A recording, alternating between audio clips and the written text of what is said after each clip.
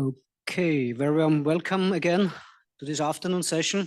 I'm happy to chair this last session for this conference, and it's my pleasure to introduce our first speaker, Stephane Perry from France.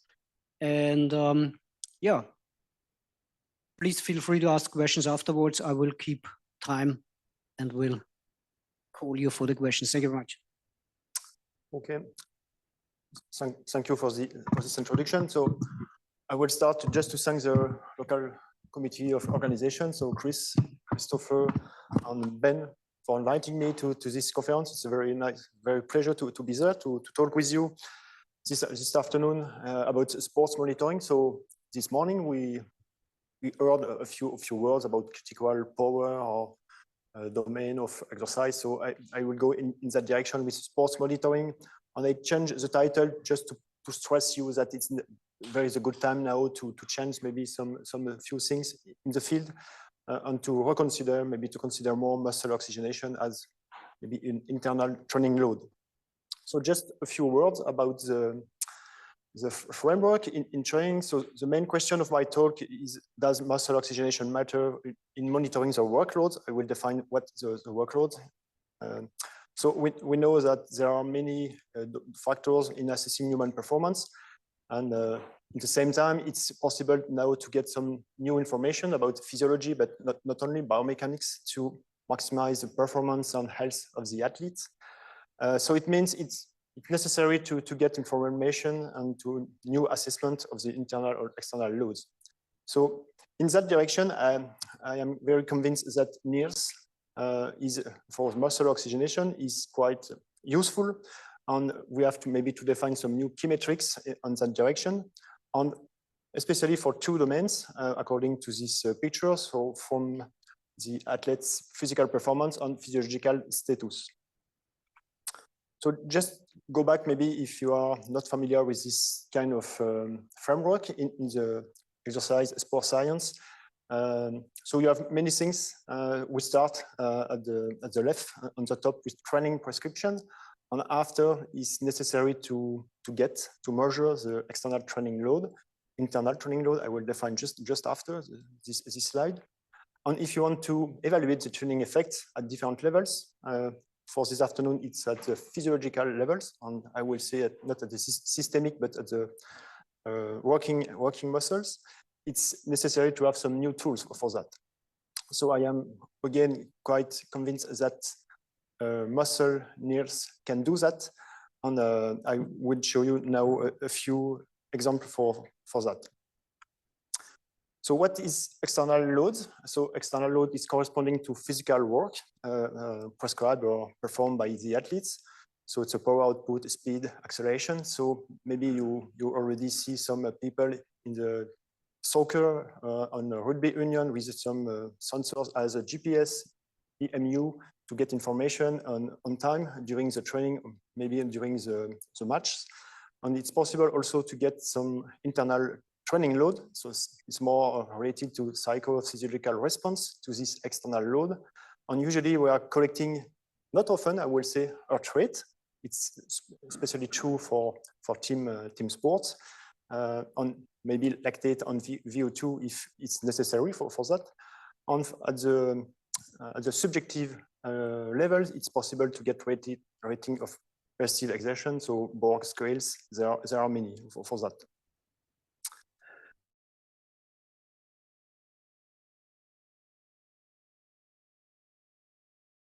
I think it's necessary, as proposed by think about more internal training load indicators to monitor the athletes, because it's quite easy to do for external loads, but for internal, often it's only RPE, sometimes heart rate, and that's all. So it's, I think, not enough.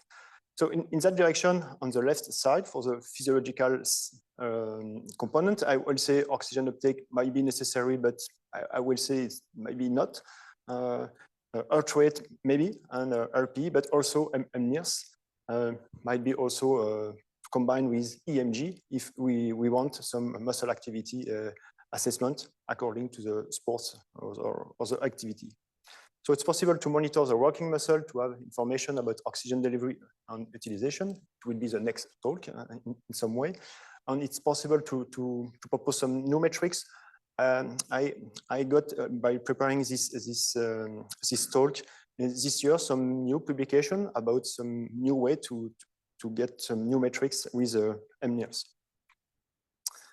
So just to the statement, the beginning, I will say in sports, in physiology, I am an exercise physiology first before to move to the neuroscience, but I'll start to do some experiment with oxygen uptake kinetics.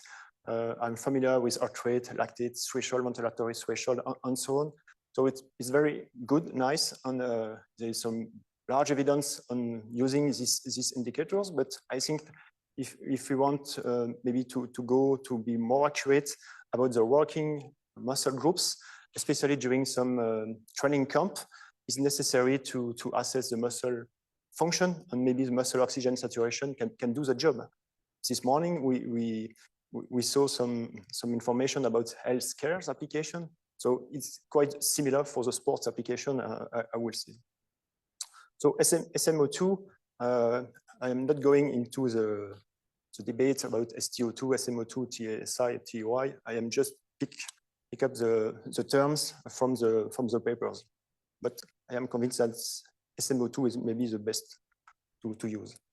So the bright future of muscle oxygenation with Valentina Quaresima and Marco Ferrari. We just review a few studies because we published with Marco Ferrari 6 years ago, now just muscle oximetry in sports science, how it's used. And we did an update, and this morning we heard also that there is a growing up in this literature, so we confirm. And now I think it's quite evident it's possible to measure at the surface many muscles, and there are many possibilities to use it. But my main message from this slide is to say that muscle oxygenation should be measured with external power, so external indicators, maybe other internal indicators such as heart rate, according to the scientific question, your purpose of your study, mainly. The study should not be driven by the methodology, but first by the scientific questions. So it's the same if you want to use SMO2 in the field for me.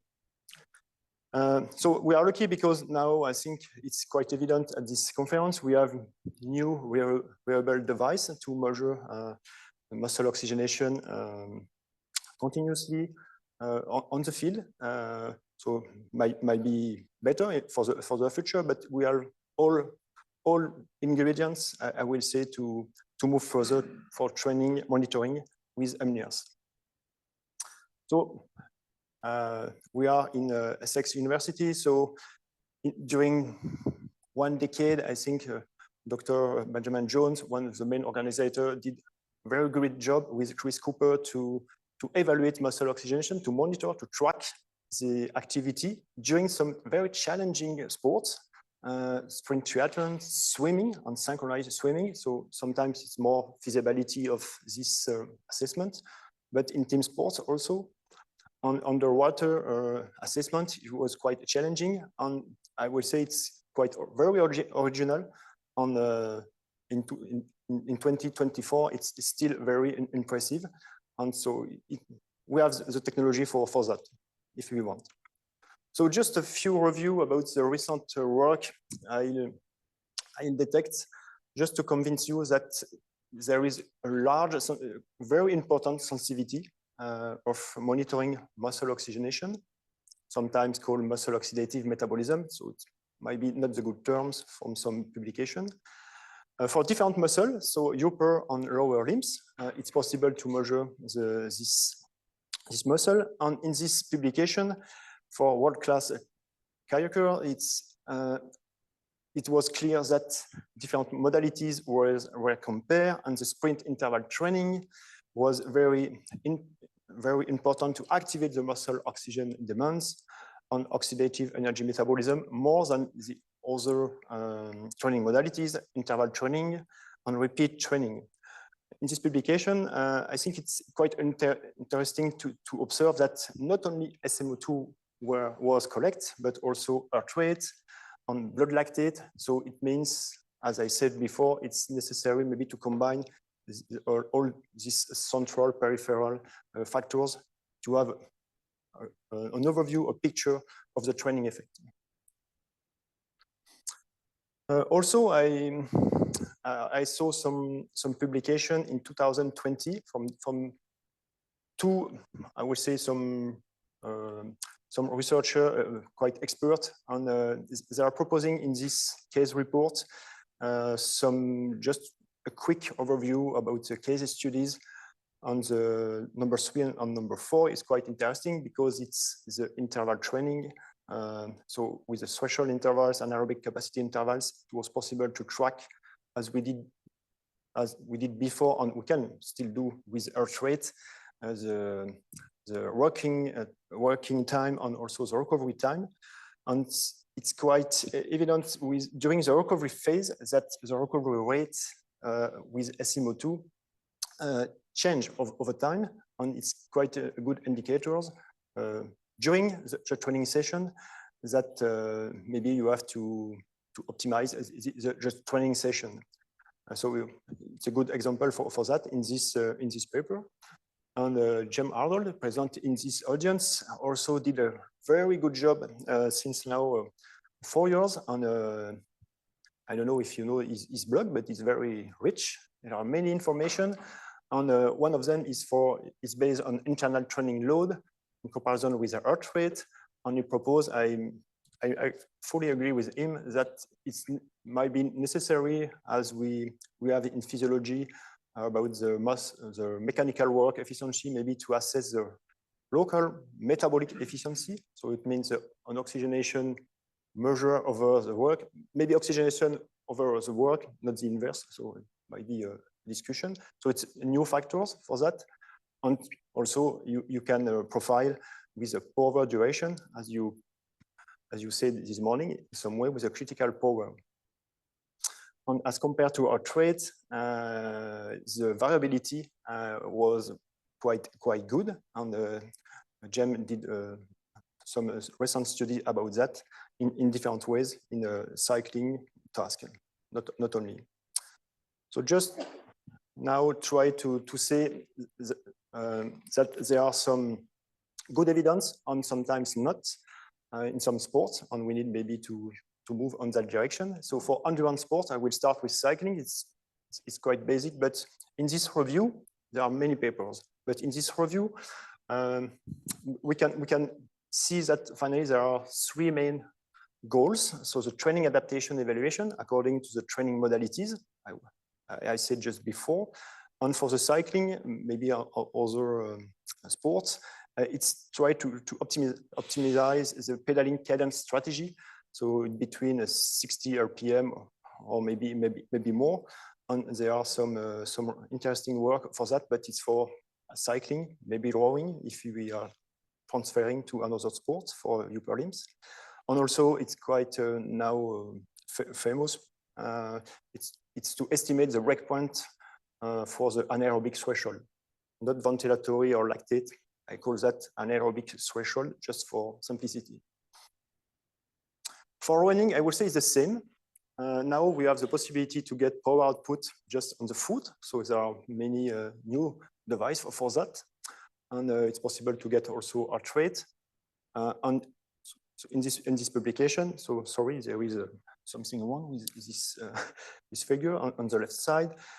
In this recent publication, this month, this group in Australia observed that finally the mNIRS indicators named TSI in this publication, according to the project, was quite sensitive to stress exercise intensity first, from 8 to 20 km/h in running, and also the dose of hypoxic stimulus as compared to heart rate. So it's another proof that finally mNIRS can evaluate the stress, the metabolic stress of the subject during exercise. So for endurance, this morning we heard a few words about critical power. So we know that the seminal work of David Poole and other people, and it was said in this paper that finally critical power might be interesting. So you have the definition of these two authors on the left, Goulding and Marwood. But interestingly, Dr. Bacon is said 4 years ago that the future of mNIRS might be an estimation of the power duration relationship. So I don't know if it's possible, but in the literature, maybe at my knowledge, only one publication try to go in that direction. So this talk might be, I think it's connected to previous talk this morning, and maybe the next talk in some way, according to this perspective of using critical power. And yesterday, maybe you met Andrew Feldman, and he proposed, I don't know if you were familiar with this publication, the critical oxygenation concept. So it was an hypothesis. It's based on the critical power parameters, but he used two models for that, B and C on this slide, according to some typical patterns. But it was the only work on that direction. It was to quantify the metabolic load as a critical power can do for external loads. And we can observe on the right that both critical power and critical oxygenation was correlated. So it's just basic correlation. So it does not mean more than this correlation, but I think it's a good start to move in that direction and to implement, validate maybe more this model with some specific sports. Critical power means also critical force, and for some activity, and in climbing there are plenty of research works over maybe 15 years, and in sport climbing this year this Polish group proposed this interesting work when they assess the critical force, and at the end they were able to correlate as one indicators of STO2, the first decrease, the first drop. It's a rate. And I'm looking at percent per second during some all-out test, and it was correlated with the critical force first, as I show you before on cycling, but also with some fatigue index, very easy to capture with this kind of force trace at the upper part of this slide. So recently, another paper proposed the calculation of another index. This index, it's a mix between the systemic and the peripheral response. So you need to capture heart rate and muscle oxygenation data, and you have finally an integrated training load indicators. So they propose these new models, and they apply this model to sprint, 40 meters maximal shuttle run test, but also on time trial. So it's quite new. This methodology is quite well described in this paper. We need probably to move on and try to maybe to use it and to implement it in some specific sports, not climbing, but probably endurance tasks. So now, just before to conclude, maybe a few points to summarize what muscle oxygenation with mNIRS sensors promise. First, rapid identification of some limitations to performance. With endurance, it's quite clear. With strength or speed or training, with force, I think it's not so clear. I think we have to maybe to do more on that direction. Second, it's to control your warm-up before to do some workouts. I think it's a good and easy way to control your warm-up. It's quite important to do a good warm-up before the performance in some sports activities. And often it's not so well controlled. Maybe mNIRS can be used for that. To set training zone might be interesting to go on that direction. This morning there was a discussion on that. we need more works to make sure it's a good way to do as compared to other parameters, heart rate, for instance, or power output. There are many ways according to the sport. And after, I think for training modalities, there are very useful insight to use mNIRS for workout calibration, duration, recovery during the interval training. And if you are interested in that, to find out your anaerobic threshold. So real-time, continuous, non-invasive measurements, okay. So it means it's quite accurate. We have made now some studies on that. And it's possible maybe to move on to try to classify maybe the muscle state. The muscle is relaxed, maybe is going to fatigue. For that, I have the chance to work with some computer guys in my lab. So we are moving to collect large data set on muscle oxygenation. Might be maybe interesting things to do with this community, and after to use some models. So it's not my work, but it's a machine learning approach for that to go to prescribe maybe accurate exercise and intensity. And we are trying, as we did in the lab for medicines, clinical rehabilitation, to use maybe to switch from personalized, evidence-based framework to precision framework. And in training, might be an endurance training or resistance training, we are starting some new project on that direction. So it's just quite evident that muscle state and training zone, I just copy a couple of pictures. There are others, but I think we are on the right track because it's possible now to have this information. So there are some algorithm behind everything, but I think this first steps was done very with efficacy. So maybe just before the end of the day, about some reflection. Clearly, training load monitoring is quite important in sports science, but not only, also from other science, where you have some dose and response to deal. The same in rehabilitation, epidemiology, pharmacology. So maybe also some other application with mNIRS.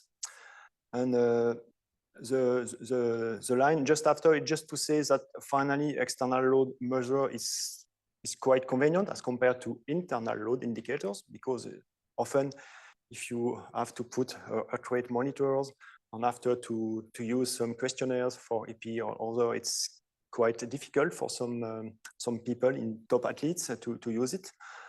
So it's necessary now, and GPS, it's a good illustration to try to monitor, but without saying to the athletes, we are monitoring something. No need to do extra tests because it's time consuming for the coaches. So it's possible maybe to use mNIRS for that. But for that, we need some companies for help. So maybe with introducing these sensors in smart textile. So Moxie is proposing with a garment. And but in the literature, we have also some good example, just the beginning for the quadriceps, or the triceps muscle group. So I think there was quite interesting, and they validate this approach. And to conclude, I will say that clearly it's time to start to monitor more with the physiological response with muscle oxygenation. During sport-related movement, there are many possibilities. And I think we have a specific role to motivate some partners in the sport, maybe in clinics, to do that. And my two orientation is to do more translational research with the fields. So with endurance sports, I think it's quite okay. It's quite evident. No need to push as compared to resistance training. I think we need to bite something. It's very impressive because in top athletes in France, as I know, in team sports, top team in soccer and rugby union, they are using resistance training a lot, but the quantification is very poor as compared to what they are doing on the field. And during resistance training with mNIRS, there are many possibilities to do that. So implementation in team sports we need to go in that direction, and we have to validate maybe some new metrics. I propose some of them pick in the literature, but we need also some quite large development of R&D works with smart tools. Maybe if you want to go to time resolve approach, maybe later to get information about deeper layers, and also with multi-channels, because I remember this picture from Professor Amaoka. It was a long time ago, and from that, I never see more on that direction to try to map the oxygen delivery, maybe over the muscle tissue. So R&D is quite necessary. So for me, there is an important role of this mNIRS group, the first of, in this year. I don't know about the society now, but I think it's quite evident we have to fuse a few experiments and expertise for the future. Thank you for your attention.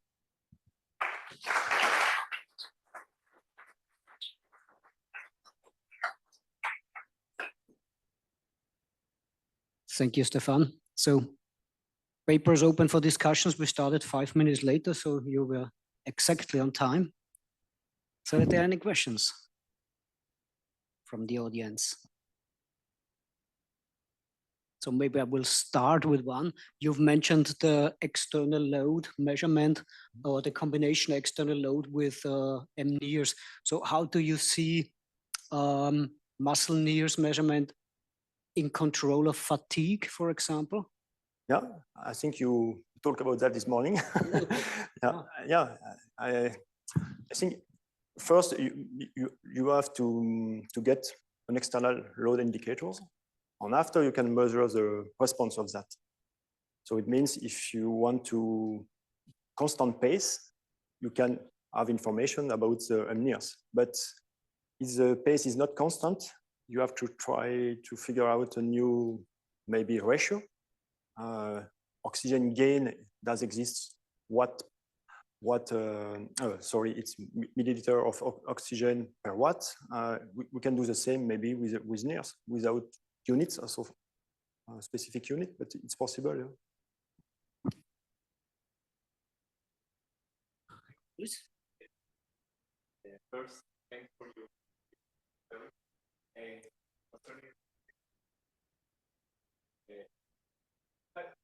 what is your opinion about the change brain area for next time during that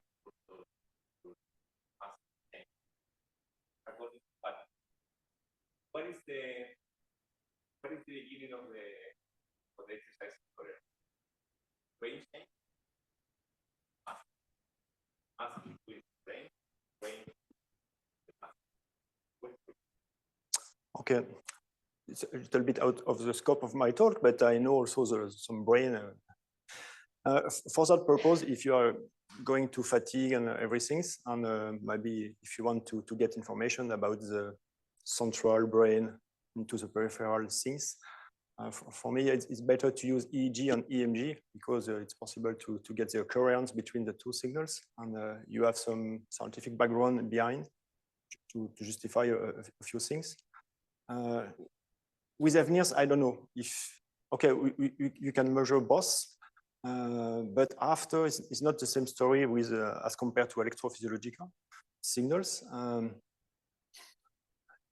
I did that before, but I measure also at the systemic level the cardiac output during the task, just to make sure about the distribution of some blood flow according to the working tissue. I don't know, it depends on the topics you are working on and maybe the question, and we can maybe chat after on that if you're interested on the fatigue stuff. Ben? I was just wondering, what are you doing?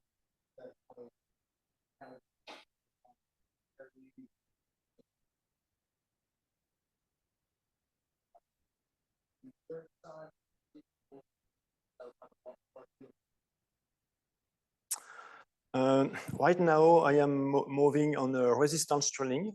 I want to implement more the estimation of internal loads. So not only the, I will say, basic things during resistance, but also with about the physiological response. And also we are moving to implement in team sports. So I reintroduce the heart rate indicators in team sports, professional team sports, close to my area in the south of France. But I have maybe more years to convince that using mNIRS might be interesting. But before I make sure that resistance training is okay. And when I have some results, and I know that during this training prescription, they are using resistance training, it will be better, easier for me to convince the team. But first step, training, resistance training, and after maybe moving to team sports. For endurance athletes, I think it's quite common. They are aware about technology. They are okay. But for the other, it's not so evident. Okay, two quick final questions, please.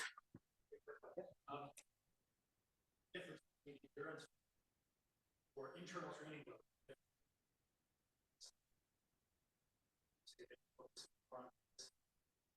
local audience.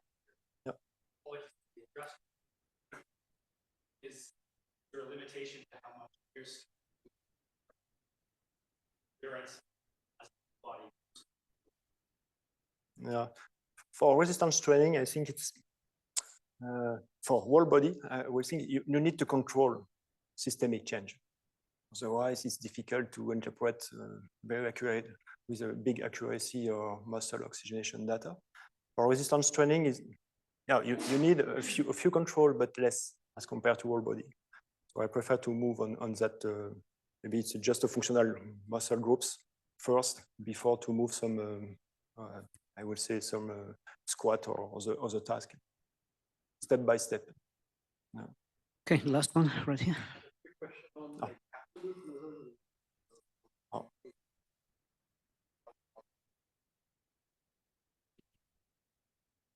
For me, I'm just using the commercial device and its relative changes. For absolute, we know the techniques. Relative changes and the time course are okay. Just to detect some effect of the training load. So far, it's okay. No need more. Absolute, I don't know if in sports, it's not necessary so far. Maybe in clinics, but we don't care in sports. It's my opinion. Oh. Very, very quick, final. You mentioned that AEMD would be prepared for development. Do you have any experience? Is there any of the parameters here? Or is it a combination? It's a combination because you are not at the same level. It's motor units on one side, we're collecting a panel of motor units. It's oxygen delivery at the other side. So both are very interesting because they are very complementary to tell maybe what is happening for the muscle. Yeah. Okay, thank you very much, Stephane. Okay, we will move on.